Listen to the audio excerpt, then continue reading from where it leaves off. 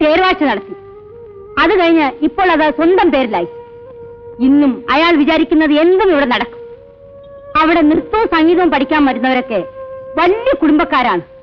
അങ്ങനെയുള്ളവർക്ക് അവിടെ പ്രവേശനമുള്ളൂ. എന്നാൽ ആ ബംഗ്ലാവിൽ ഞാനും ഒന്ന് കയറാമോ എന്ന് നോക്കട്ടെ. ഇതാണ് ഞാൻ പറഞ്ഞ മാസ്റ്റർ. നമസ്കാരം. ഇവിടെ താമസിച്ച് കുട്ടികളെ പഠിപ്പിക്കട്ടെ. സ്കൂളും കോളേജും തുറക്കുന്നത് വരെ കുട്ടികൾ വെറുതെ ഇരിക്കണ്ടല്ലോ.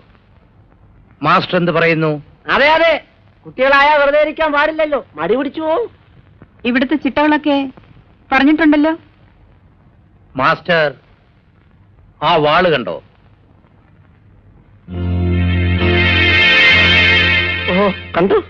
അതിന്റെ മുന പോലെ മൂർച്ചയേറിയതാണ് ഇവിടുത്തെ ചിട്ടകളും.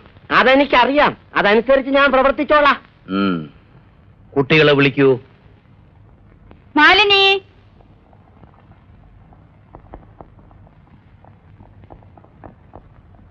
ഇതാണ് നിങ്ങളുടെ മാസ്റ്റർ. നമസ്തേ. നമസ്കാരം.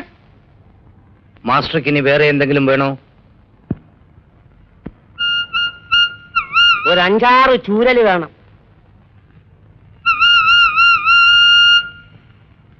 രണ്ടുപേരും അവരുടെ കണക്കിൽ കറക്റ്റാ ചെയ്തോണം.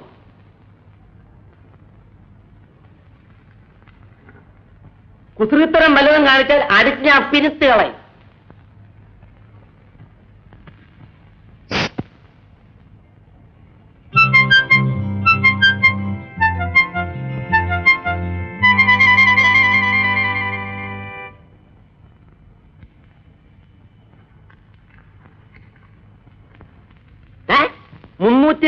ിൽ നിന്ന് 307 ഉറച്ചാൽ 310 തന്നെ ആരാരോ പഠിപ്പിച്ചത്. നോക്ക്, അവൻ അവന്റെ ജോലി കൃത്യമായി ചെയ്യുകയാണ്. കുട്ടികളായാൽ അങ്ങനെ കാണും. സാബു, നീ എഴുതി കഴിഞ്ഞ് കൊണ്ടുവരൂ.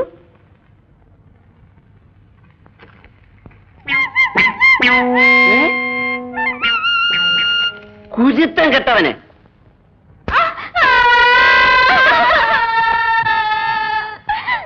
കല്ലിയത് ഇവനെയല്ലേ? കുട്ടി പിന്നെ എന്തിനാ കരയുന്നത്?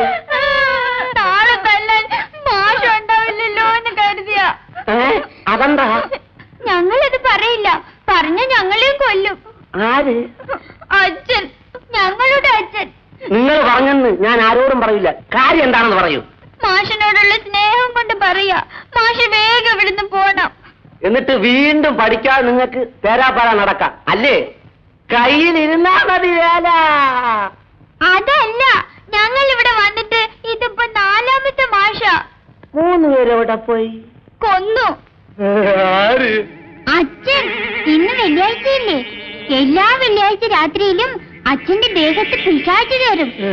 രാത്രിയാകുമ്പോ അവിടെ കണ്ട വാളില്ലേ, അത് എടുത്ത് ഒരു വരവുണ്ട്, ഒറ്റ കുത്ത്. മാഷ് ചത്ത്. എടുത്ത് ശവപ്പറമ്പിൽ കൊണ്ടുപോയി കുഴിച്ചിടും. രാവിലെ ചോദിച്ചാൽ ഒന്നും ഓർമ്മയില്ല. നിങ്ങൾ ചുമ്മാ ഞങ്ങൾ പറയുന്നത് വിശ്വാസമില്ലെങ്കിൽ രാത്രി മാഷ് തന്നെ അനുഭവിച്ചറിഞ്ഞോ? സാരമില്ല, ഭരമ്പം ഞാൻ നോക്കിക്കൊള്ളാം. മര്യാദ കണക്ക് ചെയ്യണം.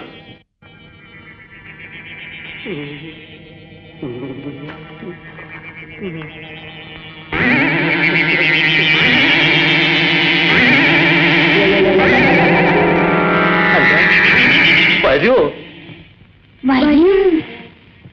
പറയുന്നത് ശരിയാണ്. ഈ വർഷം ഒരു വിഭാഗം കുട്ടികൾ പഠിത്തം പൂർത്തിയാക്കി പോവുകയാണ്. എല്ലാ വർഷവും ഉള്ളതുപോലെ ഇത്തവണയും ഏറ്റവും മിടുക്കുള്ള കുട്ടിയെ തെരഞ്ഞെടുക്കും.